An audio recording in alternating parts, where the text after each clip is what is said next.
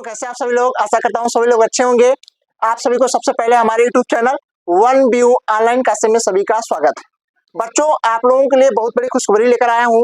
मैं class 10th और 12th के बच्चों के लिए न्यू सेशन यानी 2025 का जो बोर्ड एग्जाम होना है उसकी तैयारी मैं अपनी यूट्यूब चैनल पे अच्छे से कराऊंगा, जिसमें आपको फिजिक्स, केमिस्ट्री, ऑल ओवर सभी सब्जेक्टों का आपको तैयारी कराया जाएगा। इसमें परेशान होने की आपको जरूरत नहीं है। आप रेगुलर हमारे यूट्यूब चैनल पर बन करके आप अपनी तैयारी को अच्छे से बना सकते हैं और अपने मार्क्स को ज्यादा से ज्यादा गेन कर सकते हैं। बच्चों, परेशान होने की जरूरत नहीं है। आइए, आज मैं जो टॉपिक लेकर आया हूँ वो कक्षा 12 के फिजिक्स का आज मेरा पहला क्लास है नया सीजन 2025 के लिए। तो आइए अच्छे से समझने का प्रयास करता हूँ बच्चों। जो है कि देखिए, आज जो टॉपिक है मेरा वो टॉपिक जो कि फिजिक्स का जो पार्ट एक है। पार्ट एक में पहला जो यूनिट है उसका यूनिट का नाम है स्थिर वैद्युतिकी, जिसको इलेक्ट्रोस्टैटिक्स कहते हैं। उसमें पहला अध्याय है, लेसन, इसका नाम है वैद्युत आवेश एवं वैद्युत क्षेत्र, अर्थात कूलाम का नियम चैप्टर का पूरा नाम है बच्चों। ठीक है, आज उसमें हम बात करते हैं वैद्युतिकी यानी इलेक्ट्रिसिटी। इलेक्ट्रिसिटी में आज हम बात करेंगे किसका बच्चों? केवल आवेश के बारे में बात करेंगे। किसके बारे में बात करेंगे? आवेश के बारे में बात करेंगे। तो आइए समझने का प्रयास करते हैं आवेश के बारे में बच्चों। आप यहाँ देखिए, जो है कि बात करते हैं, देखिएगा आज से लगभग 600 बीसी पूर्व, अर्थात 600 बीसी ना बच्चों, 600 बीसी यानी ईसा से 600 वर्ष पहले की घटना है। आज चल रहा है 2000 ईस्वी। तो 2000 ईस्वी देखिए, आखिर 2000 ईस्वी में आप जोड़ दें, यहाँ देखिएगा आखिर 2000 ईस्वी प्लस 600 वो जोड़ेंगे, टोटल कितना आएगा? यानी 2600 वर्ष। देखा जाए तो आज से 2600 वर्ष पहले की घटना है। एक वैज्ञानिक थे, आया समझे प्रयास करते हैं। आज से लगभग 600 बीसी पूर्व या यहाँ देखिएगा 2600 वर्ष पहले, ये देखिएगा ग्रीक देश के प्रसिद्ध दार्शनिक थे जिनका नाम था क्या? थेल्स। क्या नाम था? थेल्स ने सर्वप्रथम आवेश के बारे में, किसके बारे में? आवेश के बारे में क्या किया? उन्होंने बताया। कैसे बताया बच्चों? आइए समझने का प्रयास करता हूं। उन्होंने कहा कि देखिए, थेल्स ने कहा कि अंबर नामक पदार्थ, कोई पदार्थ होता है जो ग्रीक देश में पाया जाता है, पत्थर कह सकते हैं होता है। अंबर नामक पदार्थ पर यदि हम ऊन से रगड़ने पर, किससे? ऊन से। यदि ऊन से रगड़ने पर ना, यहाँ देखिए बच्चों, ऊन से कह रहा है, यदि ऊन से रगड़ेंगे तो ऊन से रगड़ने पर देखा गया कि अंबर नामक पदार्थ जो है क्या हो जाता है? आवेशित हो जाता है। यहाँ देखिएगा, यदि अंबर नामक पदार्थ को ऊन से रगड़ेंगे तो क्या होगा? वो पदार्थ आवेशित हो जाता है और कागज के छोटे छोटे तिनके, धूल के कण आदि को अपनी ओर आकर्षित करने का जो है गुण रखता है। कौन? अंबर नामक पदार्थ, जिसे थेल्स ने आवेश नाम दिया। ठीक है ना? अर्थात उन्होंने कहा कि भैया देखिएगा, अंबर नामक पदार्थ एक ऐसा पदार्थ है जिनको आप क्या करेंगे? ऊन से इस पर रगड़ेंगे, है ना? ऊन से ऐसे रगड़ेंगे, जैसे आप देखें बचपन में अपने बालों में ऐसे रगड़ते होंगे बच्चों। उसी तरीके से कहा कि ऊन से यदि उस पर अंबर नामक पदार्थ रगड़ते हैं तो अंबर नामक पदार्थ आवेशित हो जाता है और आवेशित होने के बाद अंबर नामक पदार्थ कागज के छोटे छोटे तिनकों, धूल के कण, तिनके आदि को अपनी ओर आकर्षित कर लेगा, जिन्होंने उस आकर्षण का नाम क्या दिया? आवेश दिया बच्चों। क्या दिया? आवेश दिया। आइए और अच्छे से समझने का प्रयास करते हैं। देखो बच्चे, ये है क्या है? अंबर नामक पत्थर है यानी पदार्थ है। इस पे यदि ऊन के धागे से हम रगड़ेंगे बच्चों तो इस पे क्या होगा? अंबर नामक पदार्थ क्या होगा? आवेशित हो जाएगा और आवेशित होने के बाद अपना इलेक्ट्रॉन किसको दे देगा बच्चों? ये ऊन के धागे को दे देगा। यानी ध्यान दीजिएगा, इस अंबर नामक पदार्थ से इलेक्ट्रॉन जो है निकल कर कहाँ चले जाएंगे बच्चों? ये इलेक्ट्रॉन चले जाएंगे किस पे? ये इलेक्ट्रॉन चले जाएंगे, ध्यान दीजिएगा, ये इलेक्ट्रॉन कहाँ चले जाएंगे? ऊन के धागों पर। तो ऊन का देखिए, यहाँ से इलेक्ट्रॉन निकल के ऊन के धागों पे चले जाएंगे। तो ये क्या होगा? अंबर नामक पदार्थ क्या होगा? आवेशित हो जाएगा। जब ये आवेशित हो जाएगा तो ये दूसरे जो है कणों को अपनी ओर आकर्षित कर लेगा, अपने में चिपका लेगा। आप बचपन में देखे होंगे, ऐसे ऐसे बालों में आप रगड़ करके फिर धूल के पास ले जाते थे तो धूल के कण इसमें आसानी से क्या हो जाते थे? चपक जाते थे। रीजन क्या था? घर्षण के कारण ये जो ये मार्कर है इसमें क्या होगा? ये आवेशित हो जाता है, क्योंकि इसमें आवेश खुद पहले से स्थिर है। रगड़ने से क्या हो जाते हैं? ये स्वतः उत्पन्न हो जाते हैं, जो अपनी ओर इसको क्या करेंगे? आकर्षित कर लेंगे बच्चों। वही चीज बताया गया, मतलब कि थेल्स के द्वारा, कि अंबर नामक पदार्थ को जब रगड़ते हैं ऊन से तो ऊन जो अंबर का जो इलेक्ट्रॉन होगा वो ऊन के धागों पर चला जाएगा, जिसके कारण अंबर नामक पदार्थ आवेशित हो जाता है और आवेशित होके जो धूल के कणों कागज के तिन को अपनी ओर आकर्षित कर लेगा। ठीक है बच्चों, उसके बाद देखिएगा कुछ वैज्ञानिकों ने अपना मत दिया। अपना मत क्या दिया बच्चों? मत ये दिया कि देखिएगा, अब इसमें कहा कि देखिए बात आती है फिर 1600 ईस्वी में। बच्चों कब आती है बात? 1600 ईस्वी में। लमसम देखा जाए तो थेल्स की खोज के 2000 वर्ष बाद की घटना है। सन 1600 ईस्वी में इंग्लैंड के एक प्रसिद्ध वैज्ञानिक थे जिनका नाम था डॉक्टर लिबर्ट। आपको लिखा गया बच्चों दिखाई दे रहा होगा, ये डॉक्टर लिबर्ट थे। डॉक्टर लिबर्ट ने पता लगाया कि अंबर के अतिरिक्त अन्य पदार्थ भी अंबर के अतिरिक्त अन्य पदार्थों को भी किसी वस्तु से रगड़ा जाए तो वो भी वस्तु क्या होगा?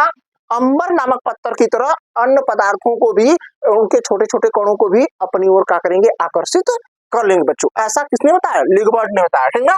तो उन्होंने बताया कि किसी वस्तु से रगड़ने पर उसमें अंबर की भांति भी अन्य पदार्थों को अपनी ओर आकर्षित करने का गुण होता है। जैसे अंबर नामक पदार्थ आकर्षित करता है वैसे अन्य पदार्थ भी आकर्षित कर सकते हैं। बच्चों यहाँ देखिए कुछ हेड पॉइंट है जिसमें करा अंबर जो है कि अंबर नामक पदार्थ को ग्रीक भाषा में, याद रखिएगा, ग्रीक भाषा में इसे क्या कहा जाता है? इलेक्ट्रॉन कहा जाता है बच्चों। क्या कहा जाता है? इलेक्ट्रॉन कहा जाता है। हमें लगा कि ये सारी जानकारी आपको अच्छी लगी होगी और अच्छी जानकारी आपको बताने का प्रयास कर रहे हैं बच्चों। यदि आपको इतनी बातें स्पष्ट हो गई हो तो आप इसको समझने का प्रयास करेंगे। आइए आगे मैं आपको बताता हूँ, इतना आप नोट करें बच्चों। ठीक है, आइए समझते हैं।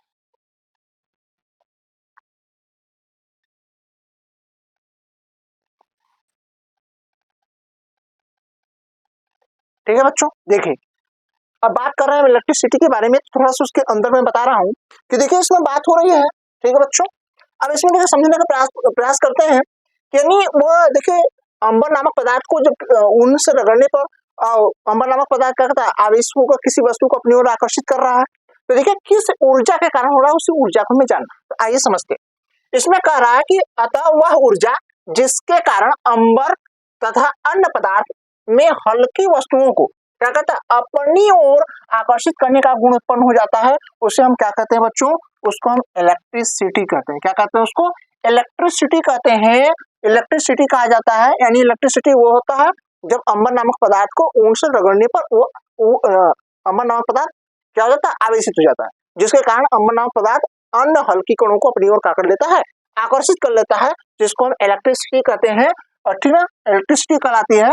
और इसे हिंदी में वैद्युतिकी कहते हैं बच्चों। क्या कहते हैं? वैद्युतिकी कहते हैं। इंग्लिश में वही इलेक्ट्रिसिटी ही रहेगा, इसको हिंदी में वैद्युतिकी कहते हैं। ठीक है, आइए देखिएगा जिस विज्ञान की शाखा में इसका अध्ययन किया जाता है उसमें क्या कहते हैं? करा भौतिक विज्ञान की वह शाखा जिसमें हम ऐसी वस्तुओं का अध्ययन करते हैं जिन पर आवेश स्थिर होता है। यानी देखिएगा इन्होंने बताया कि भैया कि आवेश क्या होता है? पहले से इस वस्तु पे क्या होते हैं? स्थिर होते हैं।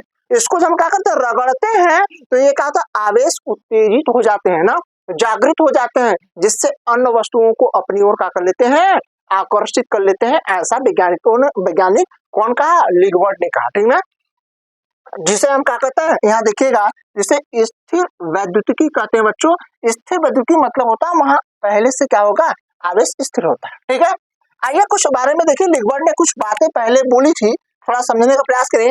कला लिबर्ट के अनुसार, यहाँ देख रहे हैं आप, लिबर्ट के अनुसार बोल रहे हैं कि अंबर, देखिए कह रहा अंबर तथा आबनूस की क्षण के अलावा ब्रह्मांड में बहुत सारे ऐसे पदार्थ हैं जिन्हें हम बिल्ली की खाल, करा ऊन या बिल्ली की खाल से हम क्या करें? रगड़ने पर वह छोटे छोटे कणों या अर्थात तिनकों को अपनी ओर आकर्षित करने का गुण पाया जाता है, यानी रखते हैं। ये रखते हैं। जो ये ज्ञान हमें कब मिला? ये हमने पहले भी बताया था कि 1600 ईस्वी में किसने कहा? डॉक्टर लिबर्ट ने बताया कि अंबर के अलावा और आबनूस की क्षण के अलावा दुनिया में और बहुत सारे, ब्रह्मांड में बहुत सारे ऐसे पदार्थ हैं जिनको हम क्या करते हैं? बिल्ली की खाल से या ऊन से रगड़ते हैं तो वह पदार्थ आवेशित होकर के अन्य हल्के कणों को अपनी ओर आकर्षित करने का गुण रखते हैं। इसी को कहा गया वैद्युतिकी कहा गया। ठीक है, वैद्युतिकी कहा गया। ये घटना जिसके कारण ये होता है वही आवेश होता है, आवेश के कारण ही अपनी ओर आकर्षित करता है, वही घटना क्या कहलाती है? वैद्युतिकी कहलाता है। ठीक है बच्चों, हमें लगता है आपको इतनी बात समझ में आ गई होगी। आप स्क्रीनशॉट लीजिए। ठीक है बच्चों, ठीक है, समझ बच्चों आइए समझने का प्रयास करते हैं। अब इसमें हम समझते हैं आवेश के बारे में कि जो आवेश मतलब रगड़ने से जो आवेश उत्पन्न हो रहा था कैसे उत्पन्न हो रहा है, आइए उसको एकदम डीपली समझने का प्रयास करते हैं। ठीक है, यहाँ देखिएगा मैंने दो क्षण लिया है, एक मैंने कांच की क्षण लिया, एक आबनूस की क्षण लिया। कौन कौन सा? एक आबनूस की क्षण लिया है और दूसरा कौन सा? कांच की क्षण लिया। आबनूस की क्षण को हम बिल्ली की खाल से रगड़ेंगे बच्चों, और उसके बाद में कांच की क्षण को रेशम के धागे से रगड़ेंगे। तो देखेंगे इन दोनों में क्या डिफरेंट होता है, देखिए समझने का प्रयास करेंगे बच्चों। इसमें देखेंगे यदि हम कांच की क्षण को यदि हम रेशम के धागे से रगड़ते हैं तो इसमें क्या होगा, रेशम कांच की क्षण क्या होगा, आवेशित होगा बच्चों। क्या हो जाएगा, ये देखिएगा ये आवेशित होगा, ये आवेशित हो जाएगा। ठीक, जब ये आवेशित हो जाएगा तो आवेशित होने के बाद ये क्या करेगा, आवेशित होने के बाद ये अपना इलेक्ट्रॉन जो है आवेशित होने के बाद, ठीक ना बच्चों, समझने का प्रयास करेंगे। आवेशित होने के बाद ये अपना इलेक्ट्रॉन किसको दे देगा, ये किसको दे देगा, ये अपना इलेक्ट्रॉन दे देगा को, रेशम के धागे को। तो रेशम के धागे के पास क्या हो जाएगा बच्चों, यह समझने का प्रयास करेंगे। रेशम का धागा भी क्या हो जाएगा, इस तरीके से आप ऐसे समझिए, रेशम का धागा ये यहाँ कांच की क्षण से जो इलेक्ट्रॉन होगा वह इलेक्ट्रॉन कहाँ चलाएगा, वो इलेक्ट्रॉन बच्चों चलाएगा किसके पास, वो इलेक्ट्रॉन चलाएगा रेशम के धागे के पास ना। जब इसको हम रेशम के धागे से कांच की क्षण को रगड़ेंगे तो यहाँ से एक कांच की क्षण आवेशित होकर इलेक्ट्रॉन कहाँ जाएगा, रेशम के धागे पर आ जाएगा। देखिए जिनके पास से इलेक्ट्रॉन आएगा, जिनके पास धनावेश हो जाएगा, जिनके पास से इलेक्ट्रॉन आता है उनके पास इलेक्ट्रॉन की कमी हो जाएगी, और जिस पर आएगा उस पर इलेक्ट्रॉन की क्या हो जाएगी, अधिकता हो जाएगी बच्चों। ठीक है, इतनी बात समझ में आ गया, हमें लगता है कि बात आपको स्पष्ट समझ में आ गया होगा। उसी प्रकार से आबनूस की क्षण को यदि बिल्ली की खाल से हम रगड़ेंगे तो याद रखिएगा, जब रगड़ते हैं तो इतना याद रखिएगा, जब हम आबनूस की क्षण को बिल्ली की खाल से रगड़ते हैं, बिल्ली की जब खाल से रगड़ेंगे तो बच्चों क्या होगा, यहाँ देखिएगा बिल्ली की खाल से इलेक्ट्रॉन कहाँ चला जाएंगे, आबनूस की क्षण पे चले जाते हैं, जिसके कारण क्या होगा बच्चों, ये आबनूस का क्षण क्या होगा, ऋण आवेशित हो जाता है। ठीक है बच्चों, ये ऋण आवेशित, क्योंकि यहाँ से इलेक्ट्रॉन इस पे जाएंगे तो देखिएगा ये ऋण आवेशित हो जाएगा। तो बच्चों इतनी याद रखिएगा, एक बात आप समझने का प्रयास करेंगे, कांच की क्षण से इलेक्ट्रॉन निकल के कहा जा रहा है, रेशम के धागे पर, तो यहाँ क्या होगा, इलेक्ट्रॉन की कमी हो जाएगी। क्या हो जाएगी बच्चों, यहाँ इलेक्ट्रॉन की कमी होगी। क्या होगी, यहाँ इलेक्ट्रॉन की कमी होगी, और जहां से इलेक्ट्रॉन निकल के जा रहे हैं वो क्या होगा, धन नावेशित हो जाएगा। क्या हो जाएगा बच्चों, ये धन आवेशित हो जाएगा। स्पष्ट है।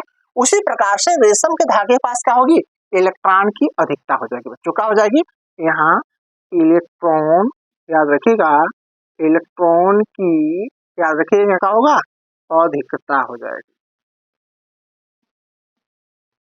ठीक है, यहाँ इलेक्ट्रॉन की अधिकता हो जाएगी, अर्थात ये क्या होगा, रेशम का धागा क्या हो जाएगा, रेशम का धागा बच्चों क्या हो जाएगा, ये ऋण आवेशित हो जाएगा, ऋण आवेशित हो जाएगा। ठीक है, इतनी बात समझ पा गए आप लोग। जहां से इलेक्ट्रॉन निकल के आएगा वहां इलेक्ट्रॉन की कमी हो जाएगी और वो क्या हो जाएगा, धन आवेशित हो जाएगा, और जिस पर आएगा वो क्या होगा, ऋण आवेशित हो जाएगा, अर्थात वो इलेक्ट्रॉनों का कर्जदार हो जाएगा, उस पर इलेक्ट्रॉनों की अधिकता पहले जितनी इलेक्ट्रॉन थी उससे कहीं अधिक हो जाएगा। ठीक उसी प्रकार से देखिएगा आबनूस की क्षण पे इलेक्ट्रॉन जा रहे हैं, कहाँ से निकल के, बिल्ली की खाल से, तो बिल्ली की खाल में क्या होगा, इलेक्ट्रॉन की कमी हो जाएगी बच्चों। क्या हो जाएगी, यहाँ देखिएगा बिल्ली की खाल में यहाँ क्या करेंगे, इलेक्ट्रॉन की कमी हो जाएगी, इलेक्ट्रॉन की क्या हो जाएगी, इलेक्ट्रॉन की कमी हो जाएगी। ठीक ना बच्चों, इलेक्ट्रॉन की क्या हो जाएगी, कमी हो जाएगी, और ये क्या हो जाएगा, धनावेशित हो जाएगा। क्या हो जाएगा बच्चों, ये धनावेशित हो जाएगा। और जबकि आबनूस की क्षण पे क्या होगी, यहाँ इलेक्ट्रॉन की क्या हो जाएगी, अधिकता हो जाएगी। ठीक है बच्चों, अधिकता हो जाएगी, अधिकता हो जाएगी। ठीक है, और ये क्या होगा, ये ऋण आवेशित हो जाएगा। ठीक है बच्चों, इतनी बात स्पष्ट हो जाएगी, क्या हो जाएगा, ये ऋण वेशित, ये क्या हो जाएगा, ऋण आवेशित हो जाएगा। हमें लगता है इतनी बात आपको स्पष्ट समझ में आ गई होगी बच्चों। समझ में आ रहा है आप लोगों को, जहां से इलेक्ट्रॉन जहां से इलेक्ट्रॉन निकलेगा वो धनावेशित हो जाएगा, वहां इलेक्ट्रॉनों की कमी हो जाएगी, और जिस पर जाकर इलेक्ट्रॉन बैठेगा वहां इलेक्ट्रॉन की अधिकता हो जाएगी, वो क्या हो जाएगा, ऋण आवेशित हो जाएगा। इसी प्रकार से यहाँ देखिए कांच की क्षण से इलेक्ट्रॉन निकल के वहाँ रेशम के धागे में जा रहे हैं, तो इलेक्ट्रॉन यहाँ क्या होगा, कांच की छड़ पे इलेक्ट्रॉन की कमी हो जाएगी और वो धनावेशित हो जाएगा, और जो है कि रेशम का धागा क्या होगा, ऋणावेशित हो जाएगा, इलेक्ट्रॉन की अधिकता हो जाएगी। ठीक उसी प्रकार से देखिएगा यहाँ लिगबर्ड ने आवेशों का क्या है प्रकार छांटने के लिए, आवेश की उत्पत्ति करने के लिए कह सकते हैं कि आवेश कितने प्रकार का होता है इसके बारे में जानने के लिए जो है कि वैज्ञानिक अमेरिकी वैज्ञानिक है जिनका नाम था बेंजामिन फ्रैंकलिन ने 1750 में उन्होंने क्या किया, उन्होंने कांच की छड़ को एक देखिए कांच की छड़ को अलग अलग ध्यान दीजिए, दो अलग अलग कांच की छड़ लिया, उसको अलग अलग क्या होगा कांच की छड़ को लेकर के उसको रेशम के धागे से बार बार रगड़ा। तो उसमें देखा कि पहली बार उन्होंने कांच की छड़ लिया, उसको रेशम के धागे से रगड़ा, तो देखा कि कांच की छड़ के इलेक्ट्रॉन रेशम के धागे पे चले गए और कांच की छड़ क्या हो गया, धनावेशित हो गया। एक दूसरा का फिर कांच का छड़ लिया, दोबारा उन्होंने फिर उस कांच की छड़ को फिर से किससे रेशम के धागे से रगड़ा, तो फिर वो कांच की छड़ क्या हो गया जो है कि धनावेशित हो गया। और जब इन दोनों कांच के छड़ को एक दूसरे के पास ले जाया गया तो याद रखिएगा किसी भी वस्तु को एक ही पदार्थ से बार बार रगड़ेंगे तो एक ही प्रकार का आवेश उत्पन्न होगा। वही गलती किसने किया, बेंजामिन फ्रैंकलिन ने किया कि भैया कांच की छड़ को रेशम के धागे से बार बार रगड़ेंगे तो उसमें एक ही प्रकार का आवेश उत्पन्न होगा, तो आवेश क्या हो गया, वो ऋणावेशित हुआ। जब इनको पास में लाया गया तो देखा गया, जब इनको पास में लाया गया यह दोनों एक दूसरे से दूर हट गए, अर्थात ये क्या हो गए, प्रतिकर्षित हो गए। बच्चा क्या हो गए, ये प्रतिकर्षित हो गए ना, एक दूसरे से दूर हट गए, समझ में आ गया, ये प्रतिकर्षित हो गए। और उसके बाद ठीक उसी प्रकार से बेंजामिन फ्रैंकलिन ने आबनूस की छड़ लिया, आबनूस की छड़ को पहले एक बार बिल्ली की खाल से रगड़ा ना, बिल्ली की खाल से रगड़ा, और फिर एक दूसरा आबनूस की छड़ लिया, उसको पुनः बिल्ली की खाल से रगड़ा, और रगड़ने के बाद इन दोनों को क्या होगा, पास में ले जाया गया। ये देखिए ऋणावेश होंगे यहाँ, ये आबनूस की छड़ क्या होगा बच्चों, ये आबनूस की क्षण क्या हो जाएंगे, ऋण आवेशित होंगे ना। यहाँ देखो यहाँ इलेक्ट्रॉन इसमें ऋणात्मक हो जाएगा, ठीक ना। यहाँ देखिए रगड़ा गया तो देखा गया आबनूस की क्षण देखिए क्या होगा, रगड़ने पर ये आबनूस के क्षण क्या हो गए, आवेशित हो गए। तो आवेशित होने पर देखा गया कि जब इन दोनों को पास में लाया गया बच्चा तो देखा गया क्या कि यह दोनों क्या हो गए, एक दूसरे से क्योंकि समान आवेश है तो समान आवेश एक दूसरे को क्या होगा, यहाँ भी समान आवेश थे, प्रतिकर्षित हुआ, यहाँ भी क्या हो गए, प्रतिकर्षित हो गए बच्चा, ठीक है। ये दोनों क्या हो गए, एक दूसरे से प्रतिकर्षित हो गए। तो यह स्पष्ट हो गया कि समान आवेश इसमें उत्पन्न होते हैं, इसलिए यह एक दूसरे से दूर जा रहे हैं, ठीक है बच्चा। उसी तरीके से बाद में यह देखा गया, यहाँ दीजिएगा, बाद में यह देखा गया कि अब दोनों में क्या हुआ, एक आबनूस की छड़ और एक कांच की छड़ ना, एक कांच की छड़ यहाँ लिया गया, एक कांच की छड़ को ना, यहाँ कांच की छड़, एक आबनूस की छड़, आबनूस की छड़ को रगड़ के देखा गया तो कांच की छड़ में प्लस आवेश उत्पन्न थे और इसमें क्या होगा, ऋण आवेश उत्पन्न थे। और जब इन दोनों को क्या किया गया, जब पास में लाया गया तो यह दोनों एक दूसरे से क्या हो गए, एक दूसरे से आकर्षित हो गए। क्या हो गए, यहाँ एक दूसरे के क्या हो गए, ये आकर्षित हो गए, ठीक है बच्चा, ये क्या हो गए, आकर्षित, एक दूसरे के क्या हो गए, एक दूसरे के आकर्षित हो गए। जिससे स्पष्ट हो गया कि आवेश जो है दो प्रकार के होते हैं ना, समान प्रकार के आवेश जिनको सजातीय आवेश एक दूसरे से प्रतिकर्षित, जबकि विजातीय आवेश यानी विपरीत आवेश एक दूसरे से आकर्षित होते हैं बच्चे, ठीक है। इतनी बात आपको स्पष्ट हमें लगता है समझ में आ गया होगा।